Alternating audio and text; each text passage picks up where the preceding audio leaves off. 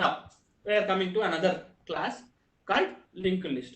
So we had a list which was implemented by array list also. Why we have a linked list in that case? So as I told you earlier, in order to do any operation on a data, so like you fetch the data from database and you want to do some calculation and you want to apply some business rules on that. In that case, linked list is very useful, whereas array list will take time. Okay, your performance may, like you need to address NFR in that, so then you will go to a linked list. You will not choose every time array list. Okay, so linked list by default uses the double linked list. You are like you would have studied the double linked list if you are a CS person, computer science person, or an IT person. You would have studied what is double linked list. So you will have a friend to and friend address, like, okay, so that particular, so it provides a linked list data structure. Now some of the important points you need to remember here. Again, it contains the duplicate elements. It is same as array list only, but in case of manipulation it helps you. So that's what the advantage of linked list you have here. As the same thing, whatever we have done an example for a list also, we can do for a linked list also. Here another advantage, added advantage here is, whenever I am getting a data from database, I want to do some operation on that, then I will go for a linked list. That's it. Other Has than left that, the meeting.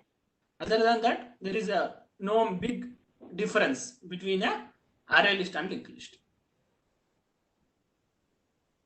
That's what. So it's a dynamic array, it's a double linked list.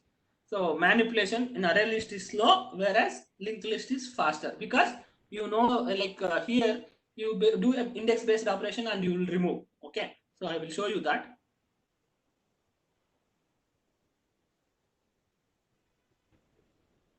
Oh, it is 5:10 now. Fine, I'll end up example, we'll carry it tomorrow. There is a operation list demo. Yeah, fine. I don't want to waste the time of yours. So, right now I have a list added here. So now I want to remove some index based operation and do an index based remove. Which index? So I will say what is the index? Index starts from 0, 0, 1, 2, 3, 4, 5. Okay, I will say 5 is null. I will say 4. So 4 is a, what do you want? 65. So I want to remove 65 fifth element. So before printing, 65th element, 65th value element will be deleted, will be removed, not deleted, will be removed from the list and printed. So we want to do a index based operations. I say add index based. Now I will say I removed 65. I want to add some value there on 4th. So I will say 4 comma, in a 4 I want to add 100. Okay, at 4th element I want to add 100. So tomorrow you may get some requirement, like whenever you get this data from database, you want to replace with this. Okay, normally we will do in SQL. Don't do that. Come to Java, you can do very fast. You can use linked list rather than array list. What our people will do, we will use only array list. We know only array list. We will do this replacement in SQL, which will cause a performance to us.